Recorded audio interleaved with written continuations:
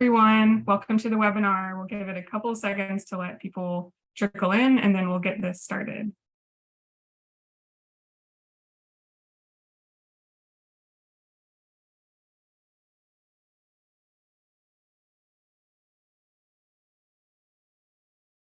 Welcome, everyone. Thanks for joining.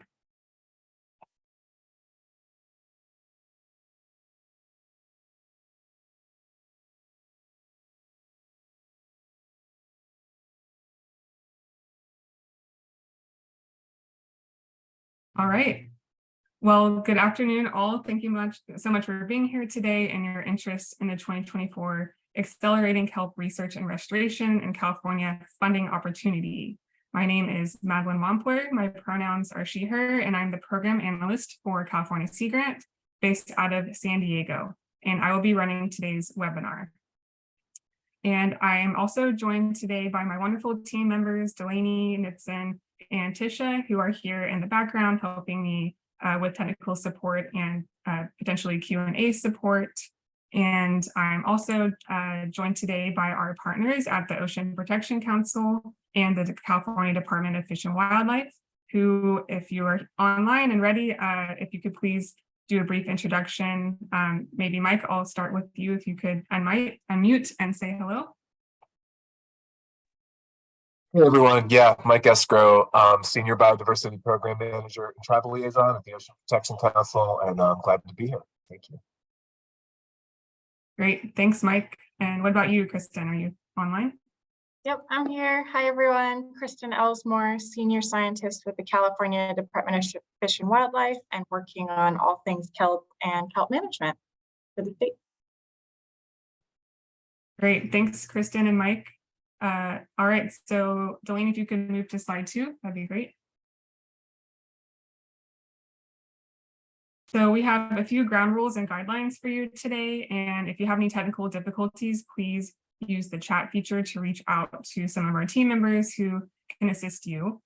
All participants are automatically muted during the presentation, so please ask questions anytime during the webinar using the Q&A box, which is located at the bottom of your screen next to the raise hand feature. The live transcription is enabled, which you can show or hide depending on your preferences. And just an FYI, a recording of this presentation will be made available within a few days, and that will be posted on the RFP page located on California Sea Grant's website. Next slide. So before I dive into the content of today's webinar, I wanted to note a few things relating to the content of these slides. The information in this presentation is accurate as of today, July 25th, 2023. The timeline and details of this RFP contained herein are subject to change, and any updates to the timeline or the RFP will be listed on the webpage, which I will have Delaney share with you in the chat. Thank you, Delaney.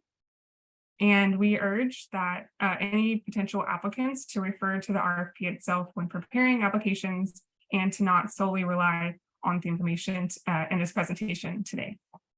Next slide.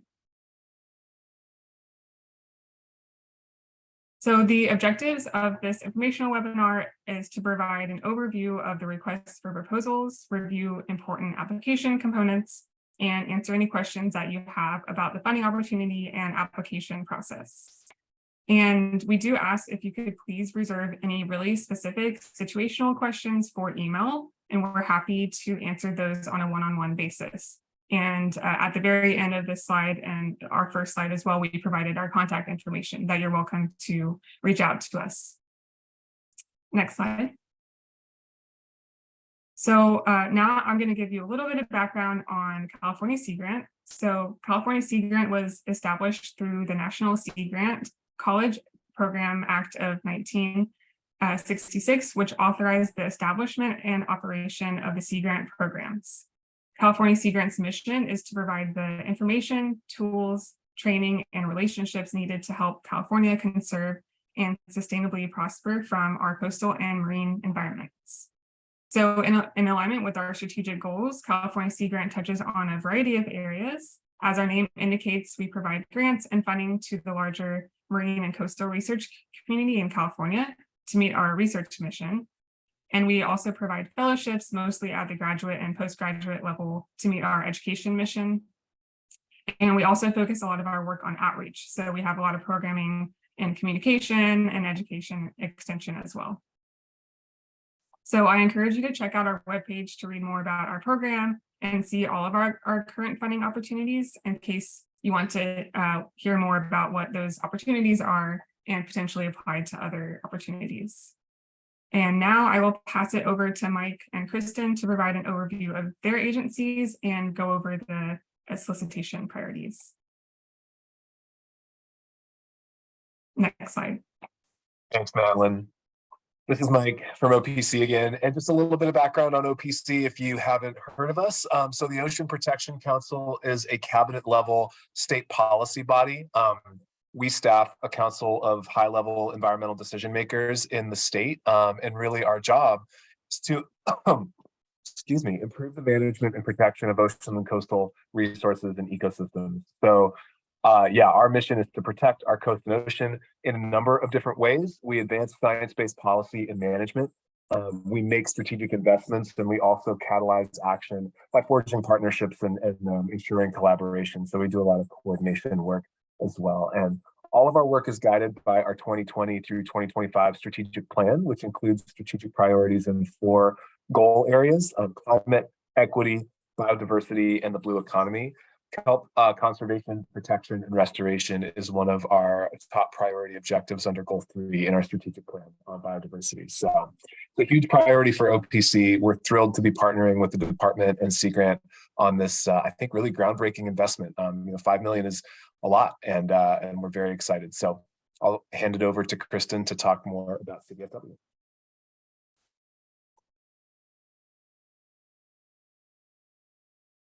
All right, Kristen again. Hi, everyone. So the California Department of Fish and Wildlife, where I'm affiliated, manages California's Department diverse fish, wildlife, and plant resources and the habitats upon which they depend for their ecological values and for their use and enjoyment by the public. And so we also are the primary agency responsible for managing California's kelp forest resources. And historically, we've conducted annual surveys of kelp canopy, as well as tracking commercial harvest of kelp itself. And we also provide management recommendations to the Fish and Game Commission on kelp harvest plans, kelp lease bed requests, etc. And again, just like echoing Mike, very excited to be collaborating on this funding call with everyone. So handing it back over to Madeline.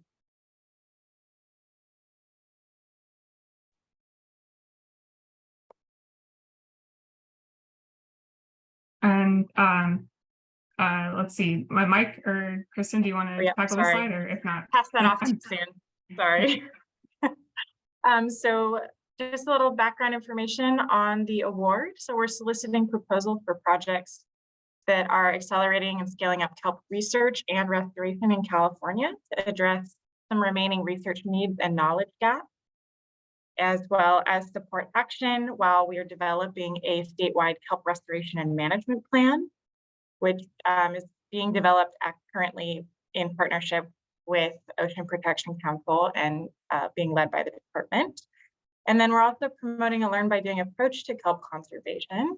And these projects that we are hoping to receive applications for can be for up to 2 years in duration, but requests for a 1-year award will also be considered in this call. We anticipate around 3 to 8 projects be selected for funding with a maximum project amount of $2 million for any one given project. This includes indirect costs if there are any. And research awards are expected to begin on or after February 1st of 2024. And just a note that no matching funds will be required for this funding opportunity. And we encourage applicants to point out any related research and collaborations that would complement your proposal. Next slide, please. So additional information here on some of the priorities. So we are really seeking to support solutions-oriented projects that are going to help the state guide the development of ecosystem-based management strategies for kelp in the face of climate change. And specifically for proposals that involve restoration, we'll be looking for pilot scale projects that explore emerging restoration methods, as well as projects that move beyond that pilot scale that use methods with demonstrated efficacy. Those will also be considered. And the proposals must include a science-based justification for site and method selection, as well as a comprehensive plan for monitoring and evaluation restoration. Additionally, applicants must clearly demonstrate how their proposed work will support the development of solutions to the kelp crisis, address remaining knowledge gaps, particularly those identified in OPC's Kelp Action Plan and the department's enhanced status report for giant kelp and bull kelp, and ultimately be informing the state's efforts to develop a statewide kelp restoration and management. Next slide, please.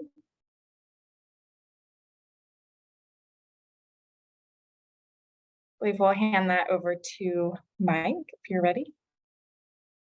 Yeah, so many of you may have seen that the results of the 2020 through 2023 Kelp Recovery Research Program, which was a suite of 6 solutions-oriented projects aimed at informing some of those really important initial knowledge gaps, were just released about, I guess, a couple of weeks ago now.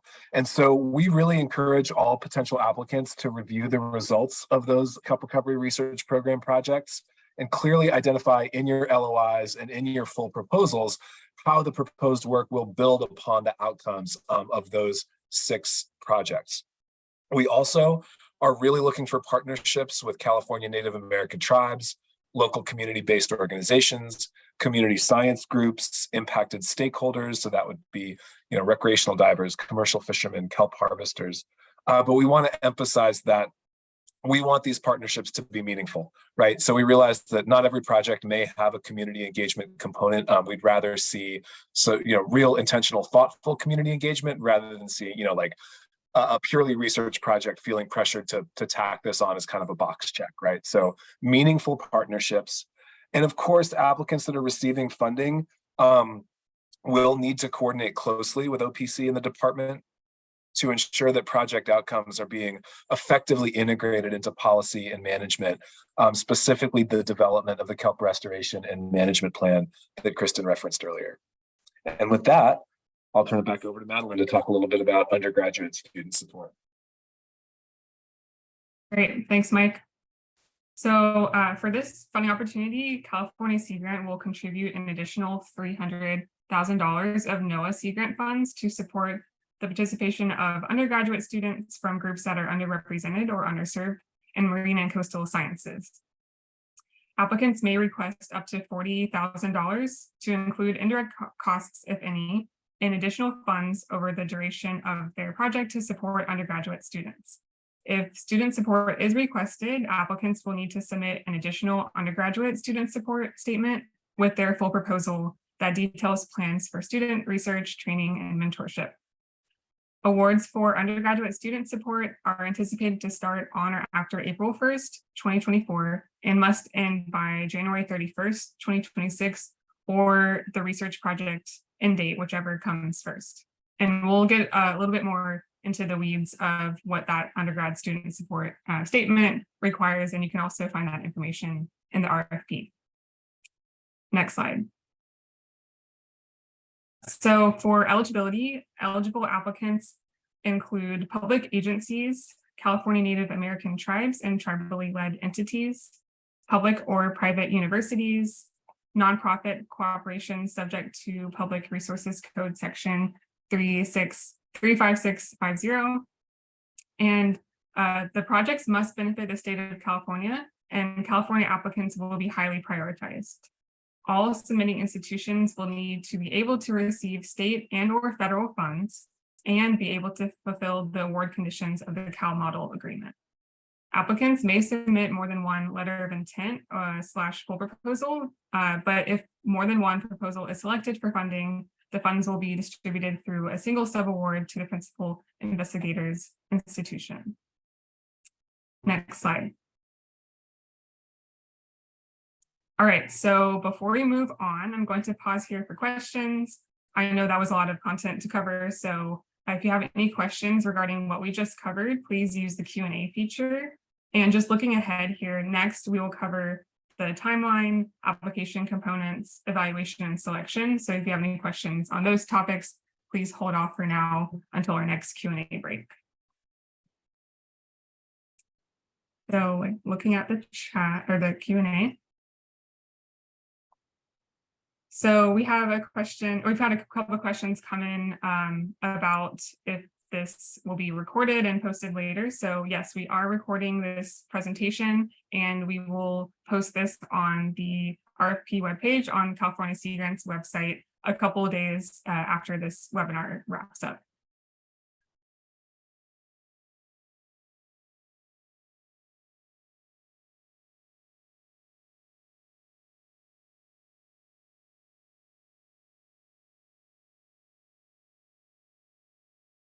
And I see some questions coming in about the timeline. I'll cover the timeline in the next slide, so just hold off on those questions. We had one question come in. Do the undergraduates need to be named explicitly in the LOI or proposal? If you do have any undergraduates that you have in mind specifically, you're welcome to mention that at the LOI phase and the full proposal stage. However, we know that it might be hard for you to have already identified those undergraduates. And so if you include the recruitment plan and the hopes of what you're looking for that undergraduate student without having named them specifically, that's totally acceptable, as long as you give us a general estimate of how many undergrads you're looking to support and how you're going to recruit them.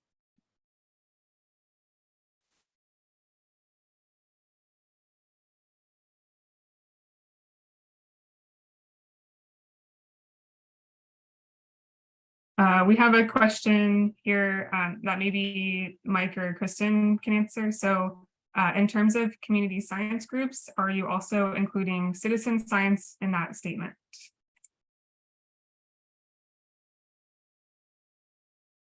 Yeah, this is Mike. We are using the term citizen and community science. I've also heard participatory science. We're using those interchangeably. I think community science is just a bit more inclusive.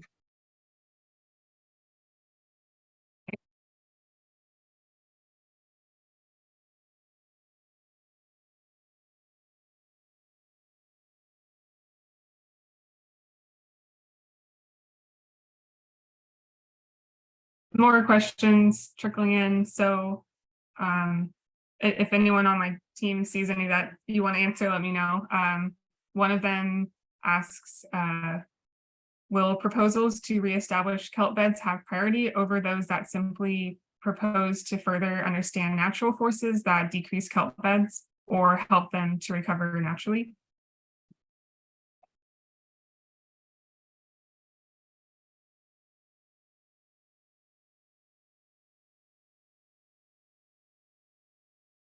One on my team. If not, we'll be happy to follow up with you if you have that question come up later on.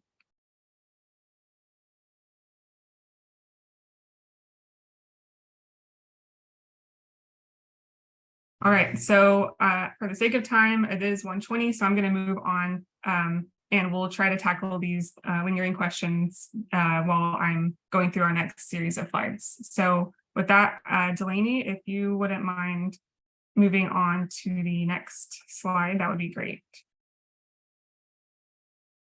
All right, so here's an overview of all the key dates and deadlines for this opportunity. The first is August 15th at 5 p.m. Pacific time. The letter of intent is due to EC Grant. And then in late August, we will send the letter of intent responses to applicants. September 12th at 11 a.m., we will host an optional application webinar for the full proposal stage. And I'll talk a little bit more about this in a couple of slides. On October 3rd at 5 p.m. Pacific time, the full proposals are due in EC Grant. And just a reminder, only applicants who submitted a letter of intent may submit a full proposal. Between October and November 2023 is the review period. And then late November 2023, we will notify the proposal applicants of recommendations. December 12th, 2023, the recommended projects will be brought to the December Ocean Protection Council meeting for consideration of funding. And then February 1st, 2024 research awards are anticipated to begin. And then April 1st, 2024 undergraduate student awards begin. Next slide.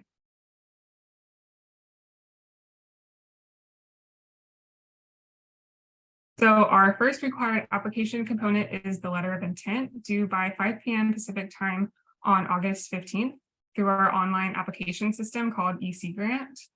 The letter of intent will allow us to gauge interests and topics that may be submitted.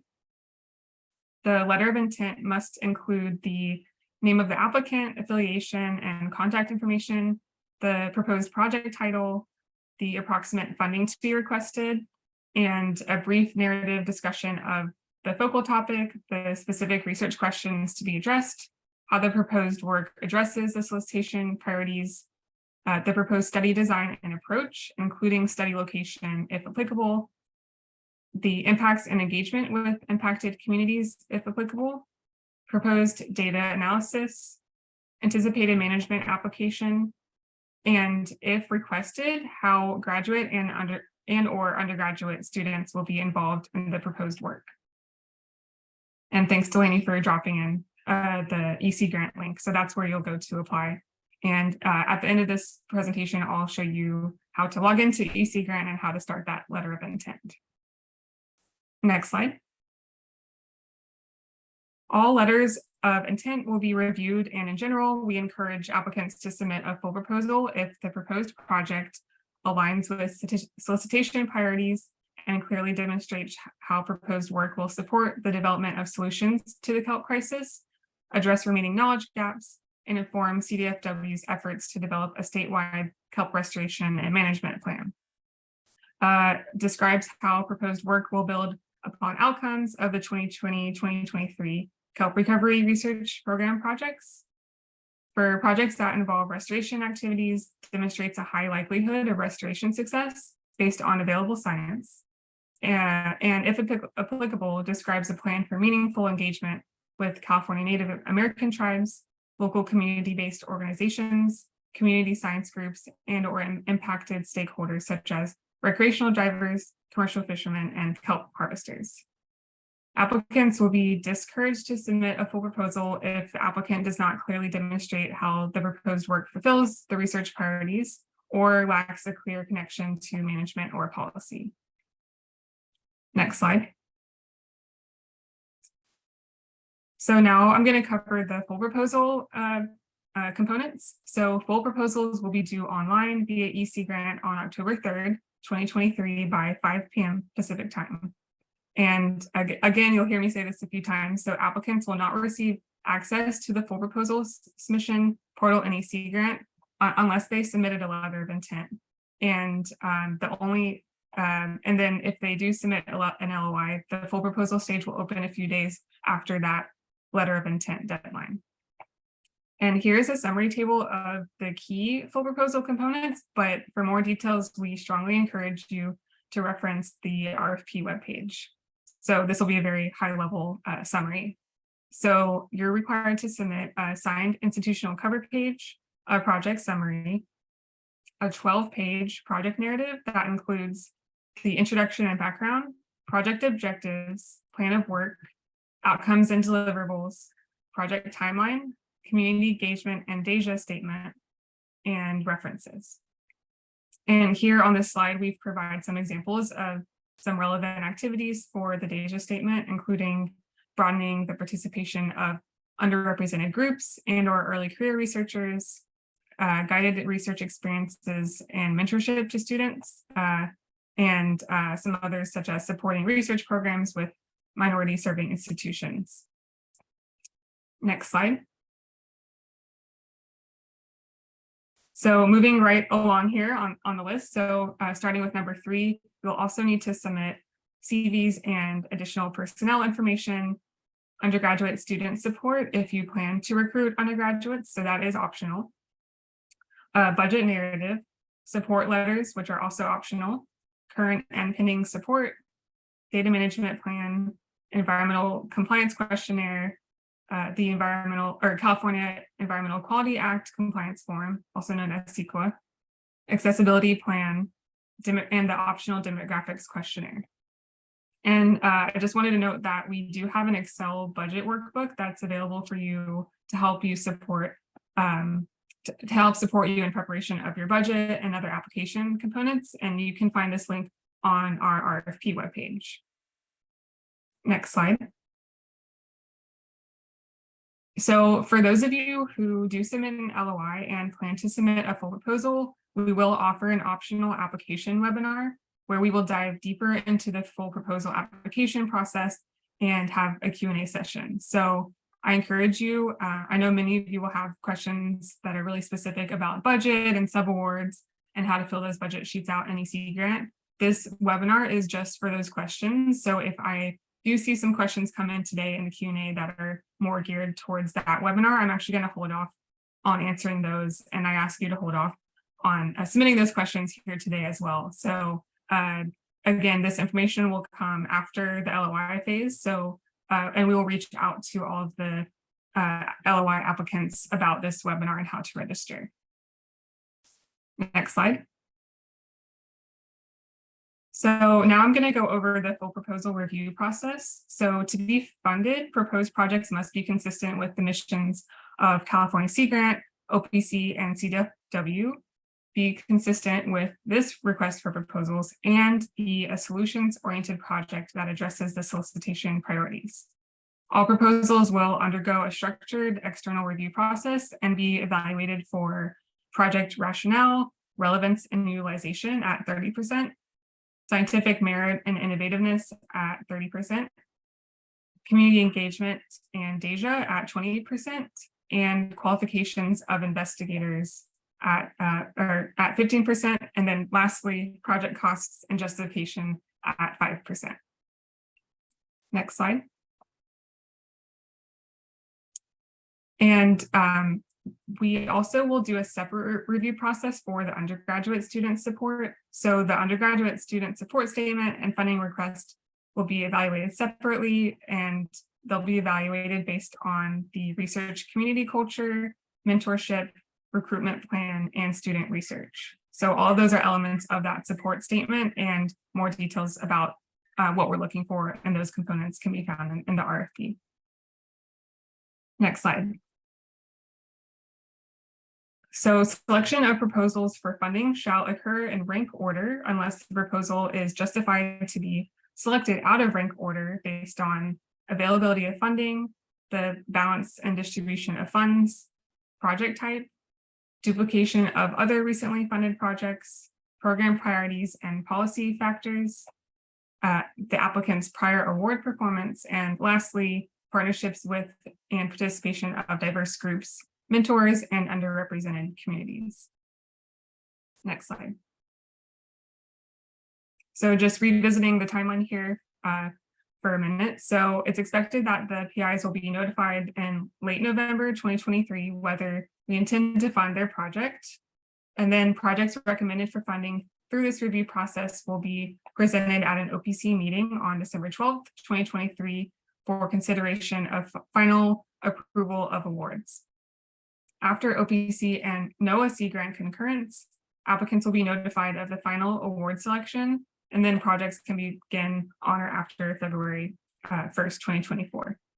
And as I stated earlier, just a reminder, the awards for the undergraduate student support are anticipated to start on or after April 1st, 2024. And with that, I'll take another question break. So next slide, Delaney. And just a heads up, the next and final section will cover how to use EC Grant, our online application portal, and how to submit those letters of intent.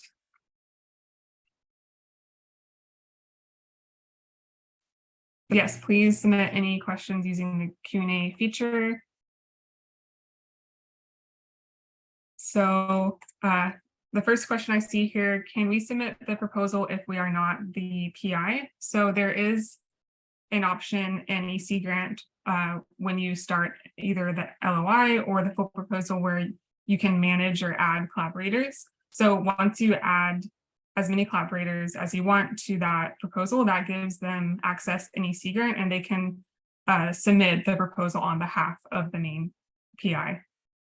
If you have any more follow-up questions on that process, I'm happy to walk through that, or we can walk through that during that September application webinar.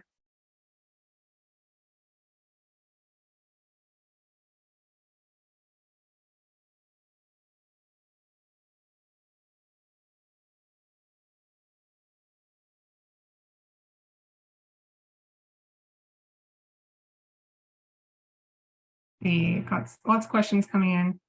I guess Mike or Kristen, do you see any questions that you would like to answer that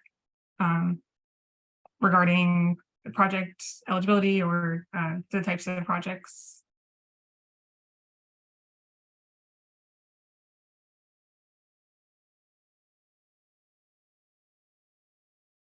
Yeah, I can take a stab at a couple. Maybe I'll start with Kevin's, since Kevin references the OPC Kelp Action Plan. So he notes that carbon sequestration isn't directly mentioned in the Kelp Action Plan, which is true, although I think that entire document kind of has a climate change lens to it, right? About how we protect and restore kelp and how kelp can contribute to climate solutions. But I guess to speak to the question directly, I do think that research on the carbon sequestration benefit of kelp could be an applicable subject. Seems like it's in line with the knowledge gaps in those documents that were mentioned earlier by Kristen. And yeah, I would obviously can't give too much direction here, but would certainly support you submitting an LOI.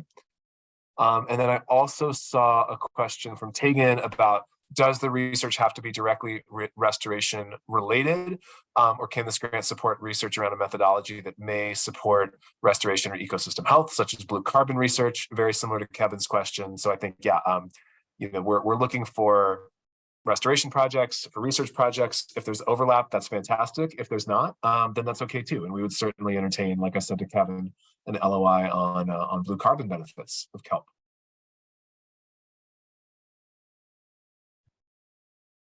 Great, thanks, Mike. I have a question here from Sean. So Sean asks, will some LOIs be rejected, meaning they will not be able to submit a full proposal? So at the LOI evaluation stage, we are simply encouraging or discouraging you to apply based on what we see in your LOI. That does not mean that you will be permitted, or you will still be able to submit a full proposal even if you are discouraged. We just hope that you will take into consideration our feedback, but you will not be prevented from doing so if that's the case.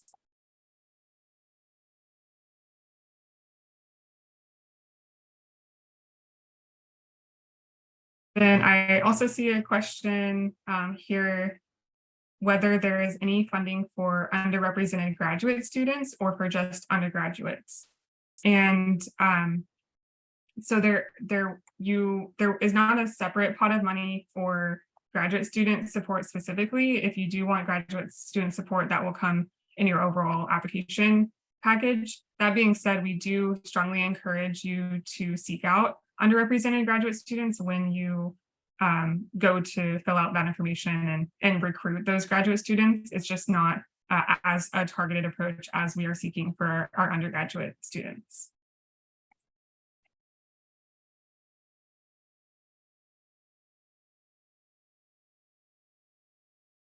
And then on the LOI front here, we have another question.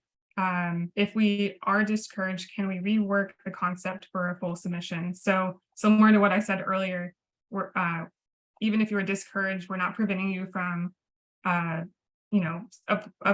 and submitting a full proposal. So yes, you are welcome to rework the concept. Just note that you won't have that feedback that we provided at the LOI stage. So just be careful with how you rework that proposal, if that makes sense. And if you have any questions on that, I'm sure OPC and CDFW staff will be happy to maybe answer that a little bit better than I did just then. And Kristen or Mike, if you have any follow-up on that, please speak up. No, I think that was great, Madeline. No follow-up from me. Thank you. Great, thanks. All right, we have a question here about permits. So Keith asks, what about permits? Can we submit an LOI or full proposal and obtain funding without an approved permit? So I believe at the full proposal and LOI stage, we ask that you indicate if you either do have permits in hand already for the proposed work, or if you don't, what is your plan and timeline to do so? And then I think the expectation is that you would have those permits in hand at the start of the project. So the start date of February 1st, 2024, you would have to show us that you have those permits in hand. Mike and Kristen, did I get that right? Yep, I believe that's right. And then even if you don't have it in hand, maybe that's something we can kind of work through on a case-by-case basis if the timing is a little bit asynchronous. Okay, great. Question here from Michelle asking if we can submit, or if you can submit multiple letters of intent. And yes, you can submit multiple letters of intent.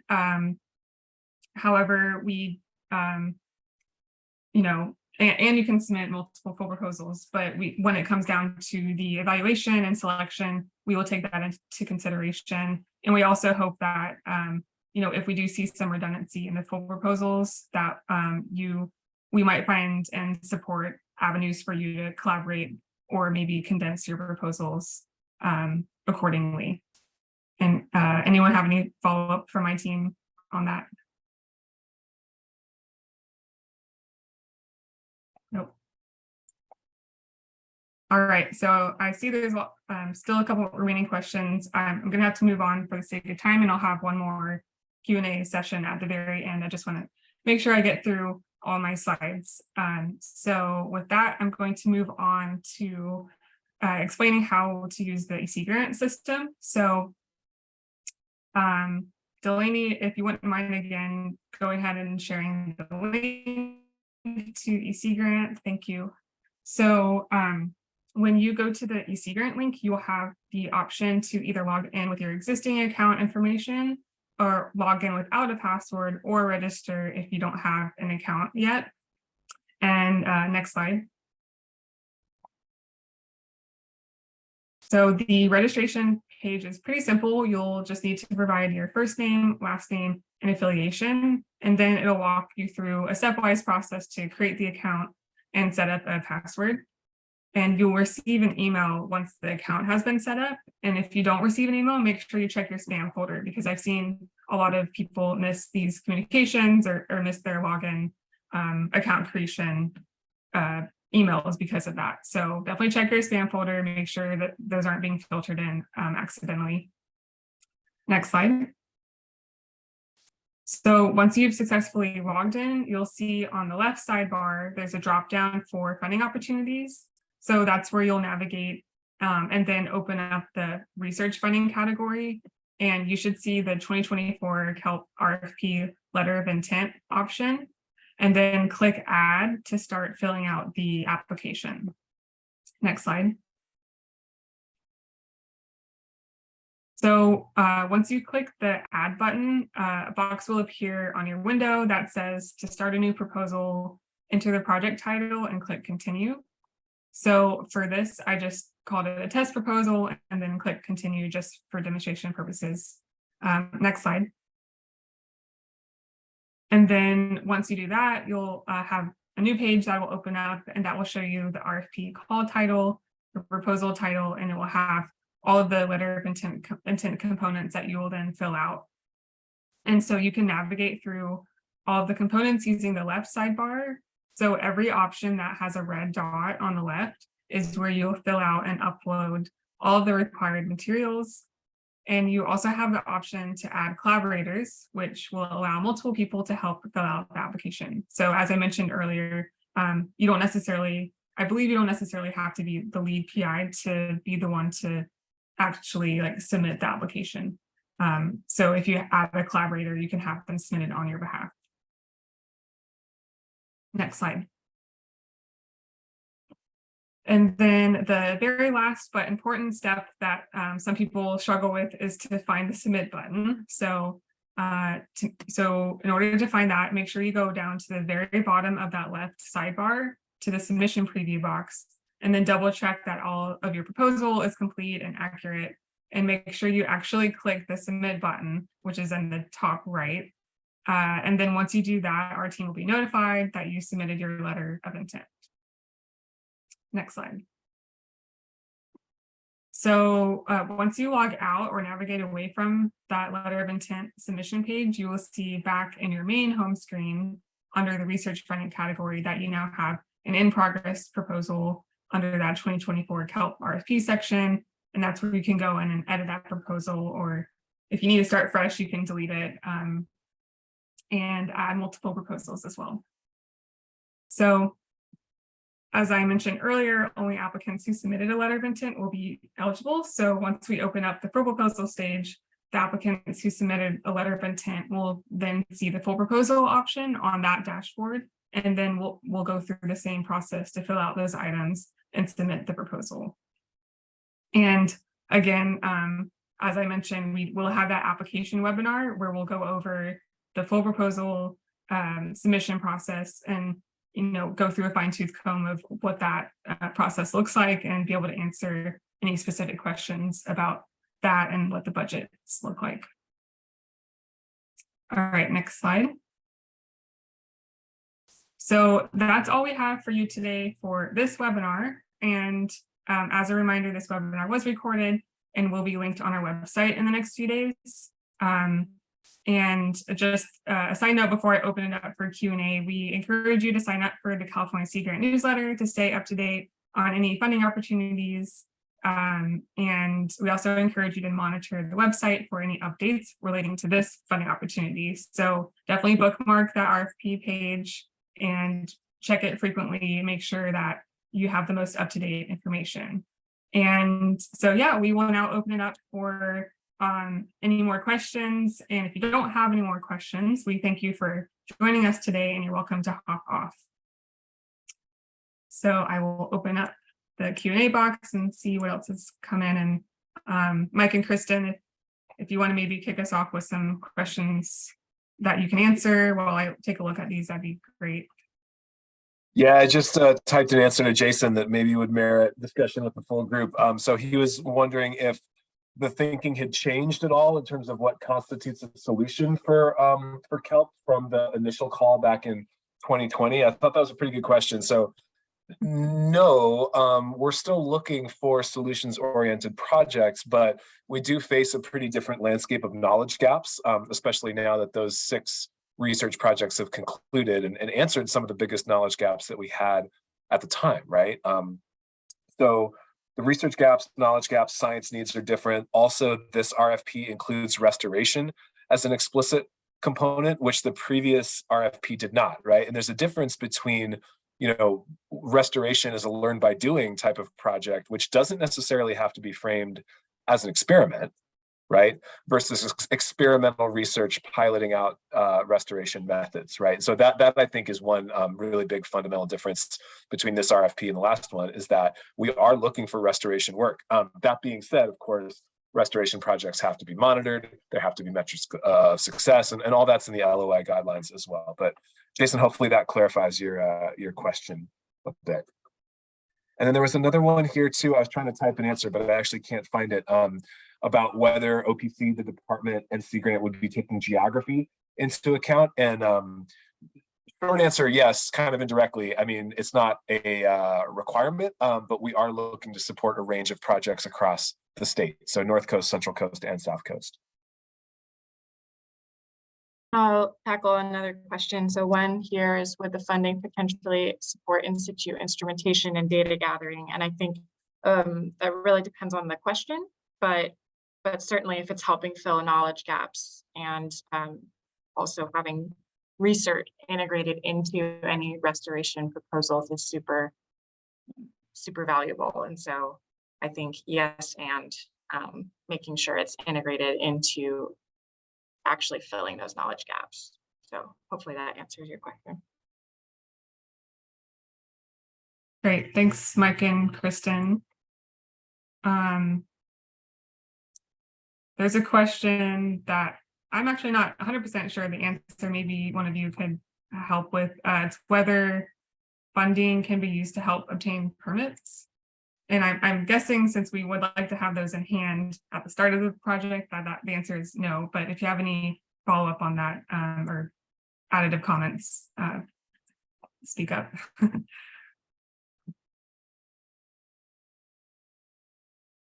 That's a good question. I don't know if it matters because it's state dollars. Maybe it depends on the type of permit as well. I don't know if state dollars can come circle back around to the state. Maybe Mike might know if you've navigated that before. We have not. So that's maybe something, Kristen, you and I should discuss offline. Sounds good. Great. Get back to you. Yeah, we will make note of that, and we'll send out a follow-up with some of that information in case your question is not fully answered today. Let's see what else.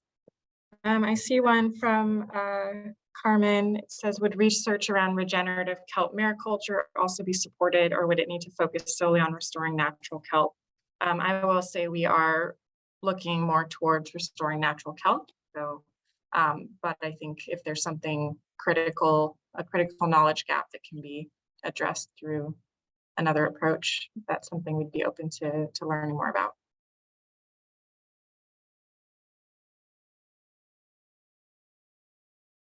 Great, thanks, Kristen. Let's see.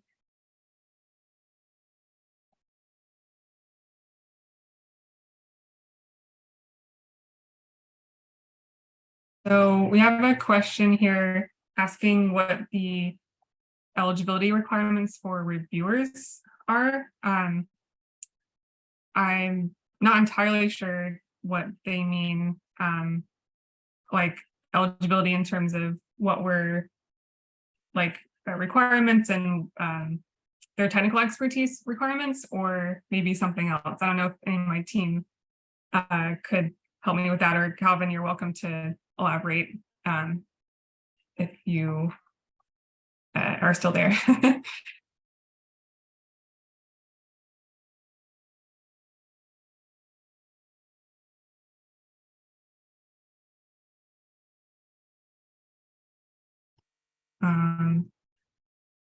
All right, we can get back to that one. And follow up to Liz Allen. So yes, permitting, we do recognize that it is incredibly time consuming, and it might be hard to get those permits in hand if you don't already have them in hand. But given the timeline of these projects and what we're expecting out of them, we hope that you do have them in hand so you can hit the ground running, start the project, get things in the water if need be, rather than having that delay. But we do recognize that that's a challenge, and something that as a team we're also talking about is ways that we can help promote getting those permits and educating people in that process, in addition to the research and restoration element. So we hear you on that, and thank you for your question.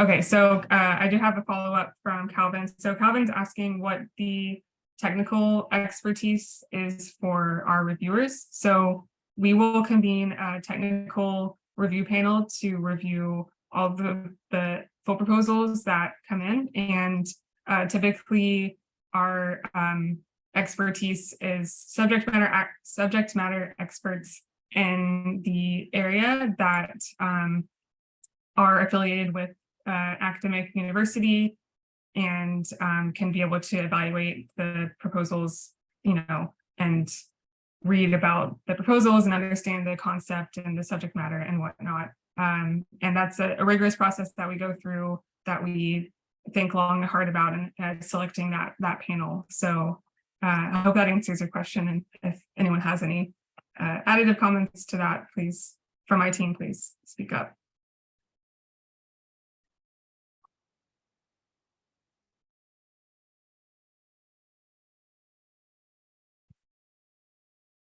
Kristen or Mike, you see any other questions that you're able to answer?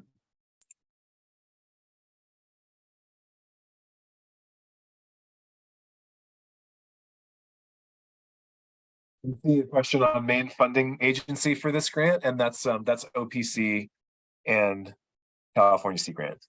And apologies, Madeline, if you already tackled that one. No, I didn't. I just saw that one come in.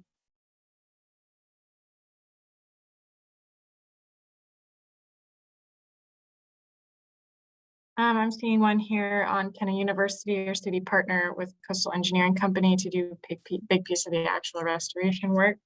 I believe, you know, partnerships and collaborative projects are generally encouraged, and so I would assume so, but maybe that there's some logistical considerations. I don't know if Mike or Madeline have anything to add to that one.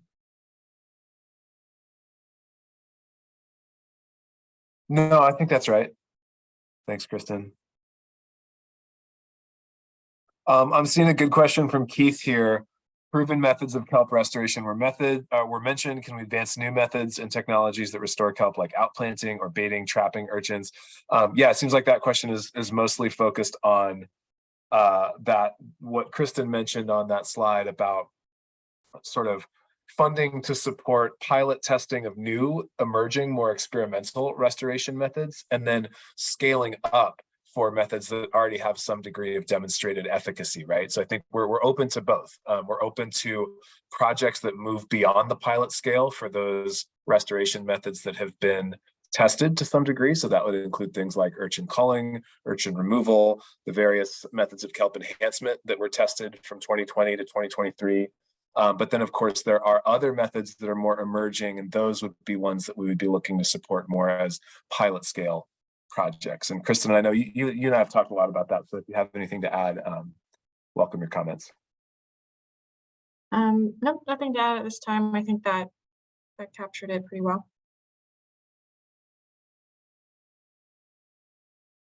I see a question here. So can you be both a project partner and submit your own LOI?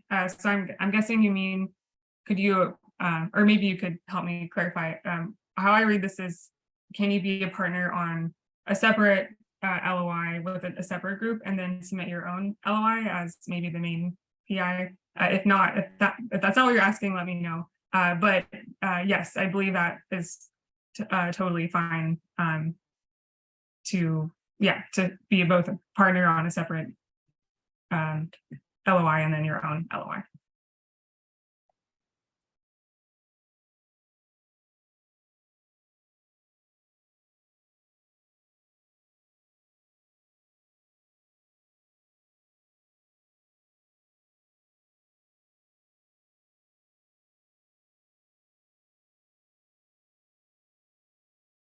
I see a question here about culling and as well as research in MPAs and permits, and I think we've kind of addressed several aspects of those questions throughout our other answers, but just to recap, as Mike had just stated, research and restoration that is involving urchin reduction, density reductions is something that we're certainly considering. And then in terms of allowing research in MPAs, the scope of the research project and the scale, I think depends.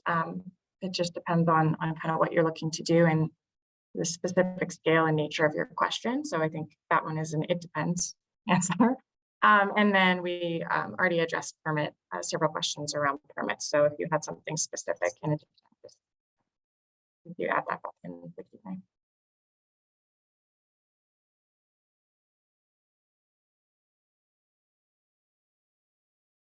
Thanks, Kristen.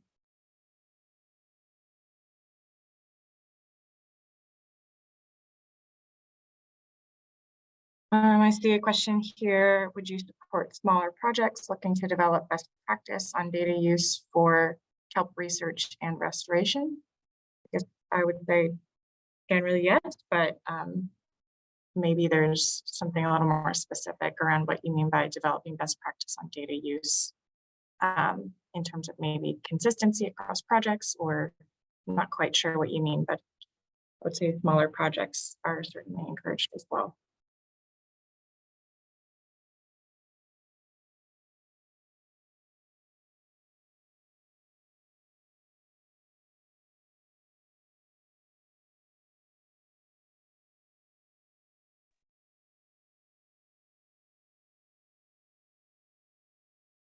All right, we have a couple more minutes here.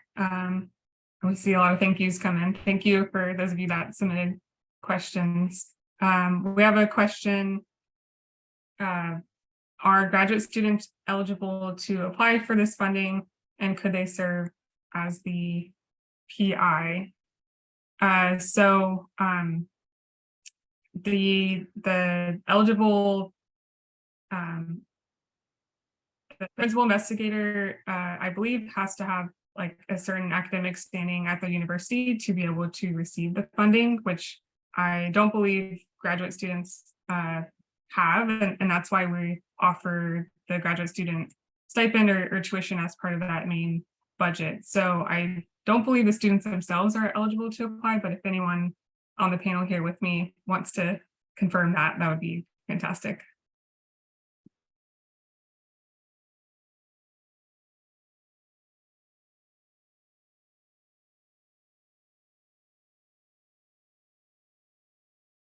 All right, well, I think, Shauna says the PI status is up to the university, so perhaps that's more of a situational, a case-by-case basis. So if you do want to follow up with that with us, you're welcome to send us an email for clarification. And I realize it's almost the top of the hour, so thank you all. We still have quite a few online with us, even through that long Q&A period. So really appreciate all of the interest and engagement with this funding opportunity. We are all really excited to release this opportunity and to continue on with the Kelp restoration and recovery efforts. Thank you to my team and Kristen and Mike for joining me today. And again, you have all of our contact information here if you have any questions. And again, if you do submit an LOI, there is that application webinar. We'll see you all again for that if you have any questions specific to the full proposal. So thank you all so much. I'll hang out here just a little bit longer to let people trickle out, but you're welcome to hop off now and have a great day.